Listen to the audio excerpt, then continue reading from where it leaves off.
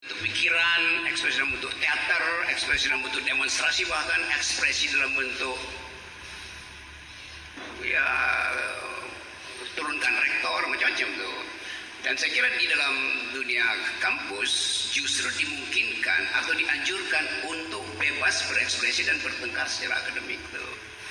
Hal yang paling coba saya terangkan sesuatu peristiwa supaya dapat gambaran. Lemhanas itu kebanyakan diduduki oleh kursi kelasnya diduduki oleh para yang ingin naik pangkat jadi jenderal tuh. Satu waktu saya mengajar di Sesko TN, bukan Seskogap TNI di Bandung, Jalan Gatot Subroto itu. Saya lagi menerangkan tentang global human rights problem. Tiba-tiba seorang kolonel mahasiswa saya diangkat tangan. Dia bilang begini, Pak Rocky, Anda mengajar filsafat? Ya betul.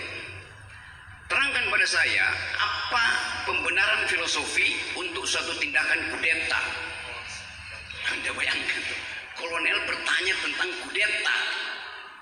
Tentu saya tahu dia mempelajari bahwa banyak kudeta di dunia ini dilakukan oleh kolonel. Kalau udah jenderal pasti dia agak susah karena ada syarat-syarat yang terlalu pertimbangan yang terlalu rumit. Tapi seorang kolonel bertanya tentang apa pembenaran filosofis kudeta.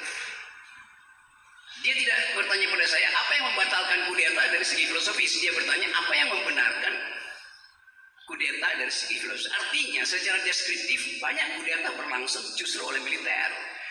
Lalu dia cari keterangan, nah, kenapa dimungkinkan kudeta itu dari segi filosofis itu. Samping saya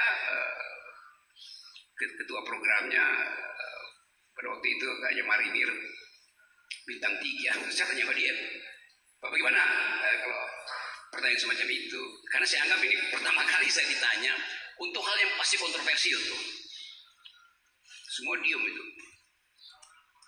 Rektornya bilang ini silahkan karena ini kampus tuh. Jadi bahkan di institusi militer dimungkinkan orang berselisih pikiran itu demi kejujuran akademis. Terima kasih. Apa urgensi menjamin kebebasan berekspresi dalam konteks sebuah negara menurut Ali? Saya dulu pernah mengajar teori tentang apa dasarnya kita harus memperbanyak liberalisme, memperbanyak kebebasan itu. Karena dulu ada buku ditulis oleh seorang perempuan, filsuf namanya Judith Clark itu. Bukunya judulnya Liberalism of Fear itu. Isi buku itu menerangkan mengapa diperlukan kebebasan berpikir, berbicara. Karena kita karena kita kelebihan fear. Jadi dalam masyarakat di mana kecemasan itu menghantui semua individu, disitulah diperlukan jaminan terhadap kebebasan bicara, kebebasan hati nurani minimal. Nah, Judith Clark ini seorang yang mengamati problem-problem kebebasan berbicara sepanjang periode otoritarianisme, fasisme itu.